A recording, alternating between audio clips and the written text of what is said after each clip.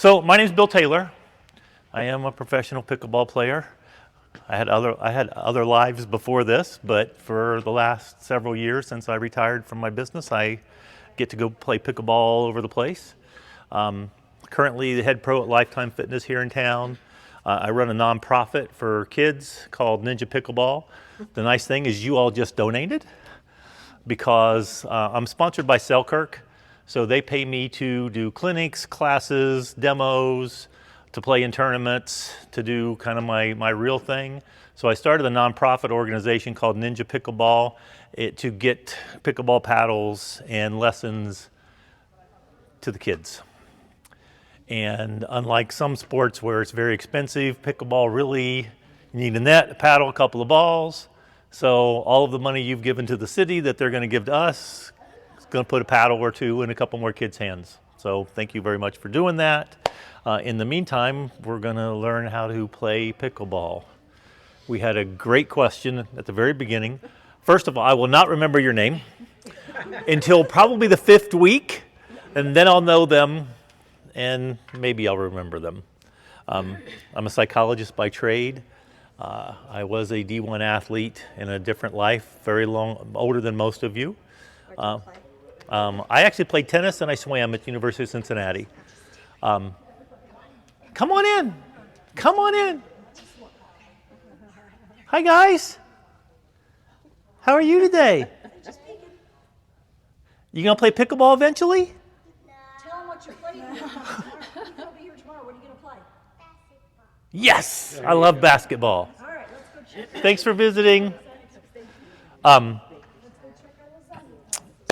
I was a tennis player in 2013. If anybody's been to Scarborough East, for those tennis players, they have these tarps hanging down, hiding these poles. And it's important they were hiding them because when I went for a ball I shouldn't have and then tried to stop myself, I snapped my wrist and couldn't, on the pole. You know, I really just expected it to give because I was kind of slowing myself down. It didn't. It went snap. It didn't heal real well. And they told me there's a bone in there. I don't know if I have any doctors in here, but there's a scaphoid bone that doesn't have very much blood flow go to it. So it took me a really long time, but I could pick up a pickleball racket like 5 weeks later. I've probably only played tennis a dozen times in the 10 years since because for some reason I enjoyed it, I got addicted to it, and I was reasonably good at it. So now I still play in the 25 to 30-year-old professional bracket. It has become much more professional than when I got my pro card because now you've got what I consider real incredible athletes coming into the sport, and a lot of money has come into the sport. But the basis of it is still the same. It's a sport that combines a little bit of badminton, a little bit of ping pong, a little bit of tennis. I'll give you a little background on how it started. If anybody knows this story, I'll let them jump in. In the 60s, there was a U.S. senator and their friends that had a vacation home on an island out of Seattle, Washington, in that area. Rainy day up in that area, which apparently it tends to be.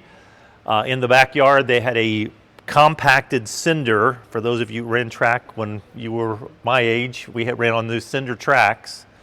They had a badminton court set up, which is where this court actually comes from. It's the same size as a badminton court. Wanted the kids out of the house. They just wanted some quiet, right? They went to the garage because it was too wet to go do everything else. They couldn't go down to the water. They found a couple of ping pong paddles, a wiffle ball, and said, go play. A couple hours later, the kids had not come back in the house. They went out and they found that they had taken the badminton net and lowered it to the ground, and they were just hitting the ball back and forth. Parents said, this looks fun. They started playing it. The story goes, the kids getting back on the court the rest of the summer.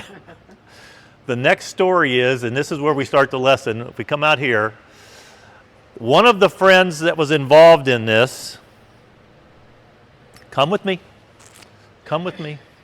was 6'7". Now, for my tennis people, how many of you have played tennis? We all know that if we can, we want to get all the way up here to the net so we can smash the ball, right? So imagine the court's smaller than tennis, obviously.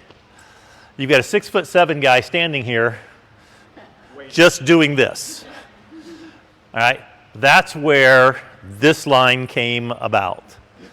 If you have ever played or ever heard about the game, you've heard them call it the kitchen. All right? If you haven't, you will hear it called the kitchen a lot. It is not the kitchen. Don't learn that term. It is the non-volley zone. That's not as fun as calling it the kitchen, but it does remind you what you can and cannot do in this area. A volley is a ball that is taken out of the air before it bounces. You cannot stand in this, past this line, you cannot touch this line and hit the ball in the air. Does that make sense? It will be confusing. I promise you, before we're done with this lesson, we will play several games through the course of the 5 weeks, and there'll be a ball that's floating right here, and you will go right up here, and you will smack it, and you will feel great about it. And then the people say, you were standing in the kitchen. You can't do it. They did that to make it fair, all right? There's a lot of things in the sport that were done to make it a fun sport. The actual rules start with, you're supposed to have fun, which we all have heard for everything. You know, you're supposed to have fun first. But the second thing is, the opponent always gets the benefit of the doubt. All right? So if the ball is close, it goes to the other team. Can it bounce in there? It can, in fact, bounce in there. And you will find that that becomes a huge part of the game once you get past what, if any of you have come in and watched what goes on here and goes on most places in what I would consider beginner plus to a mid-intermediate play, it's what I call serve return badminton. The ball never touches the ground because people are just hitting it as hard as they can. If you watch the professional game, it becomes totally different. There is a huge part of the game where you put the ball into this area, and then literally it becomes a chess game of softer and softer back and forth until someone makes a mistake. You will not see that a lot of places because most places have never went through any type of formal training, and they're old tennis players or they're old badminton players or they're ping pong players, and the idea is to hit the ball as hard as you possibly can. And really quick hands happen, but it doesn't take advantage of part of the game. Is there any time when you're allowed in there? You are allowed in here anytime you want to be, but you just can't hit the ball in the air. So if you're standing in there and I just hit it very softly to you, you can't touch it. Right. If But the ball, if if it bounces first, if it bounces first, I can stand here and put it back over there. That's what I Absolutely, and we will work on that, and you will see a lot of that. Okay. All right. So I start here because it's the weirdest part of the game aside from scoring.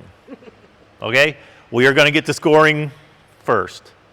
Today's lesson will be a lot more talking and kind of walking around the court. We'll get to the point where we serve and return. It's really the only one you're going to hear me talk most of the lesson, because from this point forward, we're going to be on the court learning a lot of things, everything about the game that we possibly can. The best answer to your original question of where should we be at, I promise you that if you work on the things I tell you to work on the most, you will be able to come out here and beat the people that have been playing for years. Because most of the games, and those of you that walked in early and watched the game, it's pow, pow, pow, pow, pow. They call it bangers. All right, there's bangers versus dinkers. The people that hit the ball into here are called the dinkers. All right, that's the two big terms for the type of play. It's just you will see. You will see if you come and watch. You'll see a lot of that banging back and forth. Again, it's fun, but there's really no strategy. It's who can hit the ball the hardest and finally end up getting one that goes in the right way. All right. Before we get to actually talking about scoring, which is huge, the court itself, in this scenario, you have multiple collar lines. the color means nothing. It's just because they're using, it happens to fit properly inside of a volleyball court and things like this. So we've got this red line that becomes the orange line. All right. This non-volley zone line is hugely important, and it is in our court, and it matters.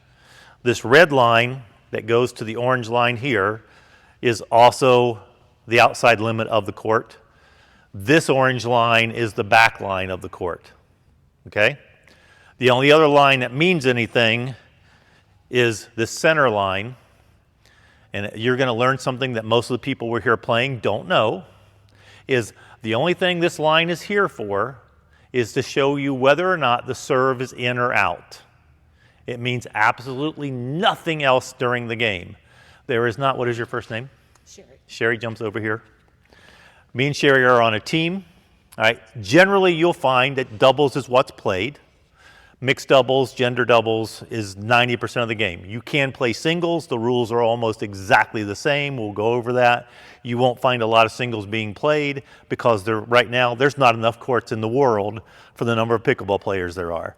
So you'll see people playing singles at the very beginning when like an open play starts, but it becomes doubles, right? Generally, you see that's Sherry's side. This is Bill's side. No. There is no side in pickleball. As soon as you get that out of your brain, you will be ahead of the game of what's going on as well. All right? I will teach you some of the mental parts of the game based on what generally happens. And what generally happens is people get in this mode, well, that's your side and that's my side. Well, what if the ball goes down the middle? Who's supposed to hit that? Okay, that's a reasonable answer, and that's what generally you hear. The answer I give is the person in the best position to hit it. So if Sherry happens to be right up there at the very corner, right at the non-volley zone here, right? Come up here and stand just for a second for me. Slide all the way over to the middle. All right, you're facing that way. I happen to be back here, and I'll tell you why I would be back here. That ball comes from that corner to me. Technically, it's coming to my forehand. Should you hit it? Put your backhand out there for a second. You can stop it. Because they wouldn't make it. Okay. We will fix that part. You will be making that. So if that ball comes across, even though it's coming technically to my side, my forehand, she's here, she can hit it. She can step over here and hit it. The less time I give my opponent, Right. the more they're reacting to the ball instead of trying to make a decision to hit it. All right, so generally, your forehand is your stronger side, but I see that so much of people deferring to someone's forehand and a ball that could have been a winning point at that point. Harder to spin the ball too when you're hitting it from a backhand. Well, yeah, we will talk about spin in this sport too. Ping pong. Ping pong, gotcha. All right, so let's get the hardest part of this whole thing out of the way. All right, it's the scoring. And it's only hard at the beginning of the point because there's a portion of it that doesn't make sense. There's a portion of it that I'm going to tell you not to follow the rules on. Okay? Scoring starts off simple. The person who's serving has to call the score before the ball becomes live. Every single time. So we're going to start with, if we were starting a game, what would my score be? What's your first name again? Steve. Steve. What would my score be? If we were at the beginning of the game. 0. Exactly. What would your score be? 0. You've got two parts of it right there. All right. Most games, that's all of it. You know what? It's your score and my score. That is. People that play tennis seem to think that that's okay to go. Well, is it 15 love, or is it 5 love, or 5-15, or is it 40-40, and then there's an advantage, and there's not an ad, and then you go backwards, all right? But that's not confusing, supposedly, all right? But because you've done it, it's not confusing. We know how it works. Scoring here is, first thing you have to say is your score every time, then your opponent's score, and then the last part's the hard part. You have to say what serving opportunity you're on. All right? At the beginning of the game, the first team who's serving only gets to serve one time. All right? And it's one time till they make a mistake. So if they could serve, the game could be 11-0 and only that one person scores. Doesn't happen very often. But, so when you start the game, the score is 0-0-2. All right? I'm going to tell you as beginners, I know that's the first thing that happens. Why is it 2? Why wouldn't it be 0-0-1? Because the rules state because that I am the last opportunity to serve for that team, only that time, that it's 2. So the legal way to call it is 0-0-2. I'm going to tell you how to fix that. Okay. Okay? You fix it by going 0-0 start. Okay? Everybody understands that. Half the people you'll play will do it that way. So we go over here. We always start serving from the right-hand court, all right, which would be here. We have to serve from behind the line. We have to serve, we cannot, for my ping pong players and my heavy spin tennis people, we cannot go over here and start outside the box. We have to be inside this line, behind this line, and we have to be inside of this line for the first serve. Okay? It goes diagonal to the other side of the court, and it has to pass the non-volley zone line. It cannot hit this line. It has to be past it. So it has to land in this box. All right? That's the easy part of it. If you go 0-0 start, it's easier to remember for now than going 0-0-2. So the server doesn't try to get it over? They keep it here? No, they absolutely, it has to go over the net. Oh, okay. Yeah, it has to go over the net, past that line, Okay, on this into side. that box. Okay. All right? So, go right ahead. But it's not a bounce serve, or it can be. Well, we're going to get into that. I'll go. There's 2 types of legal serves, and I'll go over that in just a second once we get past the initial point. All right, so from there to there is the first serve. All right, I'm working through the scoring, and then we're actually go mechanics of the serve. Let's say Steve gets up here, he hits the first one pretty hard, and it goes out. So he did not get a point. They don't get a point. 95% of the games that are played side out scoring. You can only score a point when your team is serving. All right? That's where the volleyball kinds of comes in. They've changed it. There is some rally scoring in volleyball now, but generally you'll find 95% of the games that are out there, you only score a point when you're serving. Okay? You will find some people want to get this really hard serve and they want to try to ace you. That doesn't happen in pickleball very often.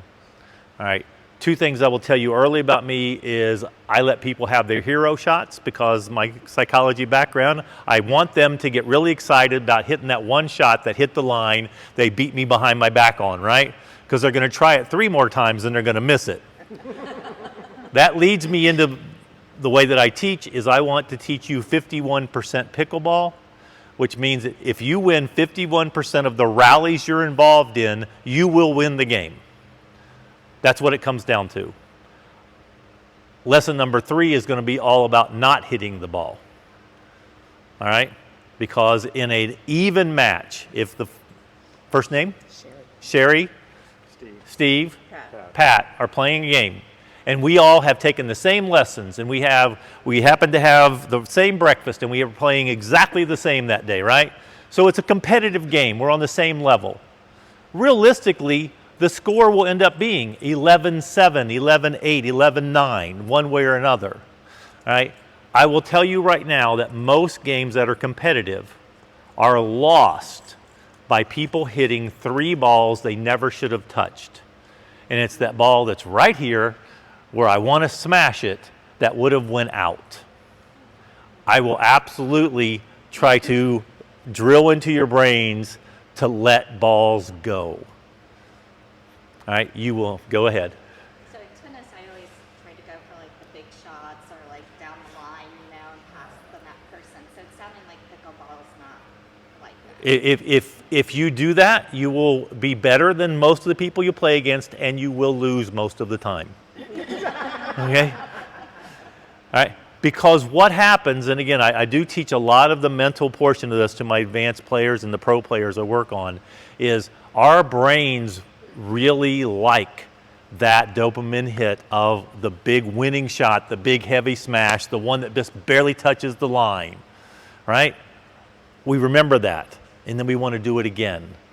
Well, it's a small court, and if you hit one of those shots and the next three do go out, who won the most rallies off of that? And it's generally the other person.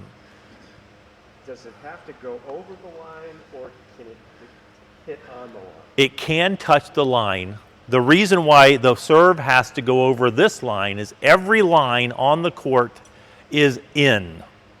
So if it touches the line, it is in the court. Okay, so that in that sense is like ping pong. Right. If it touches the edge of the table, It's it's still a good still shot. a live ball. Exactly. So you have to try to return. Yeah, so if it touches the line on the very edge of it, it's still in. If it touches this line, technically it's in this section. Okay. That's why a serve that touches this line is not good. Right. Make sense? The center line is an overlapping line, so it's good on both serves. All right? That is a huge contention with some folks who have not read the rules or actually had a lesson. They'll be serving to me, and it'll hit this portion of the line, like right there, and they'll say, wrong side.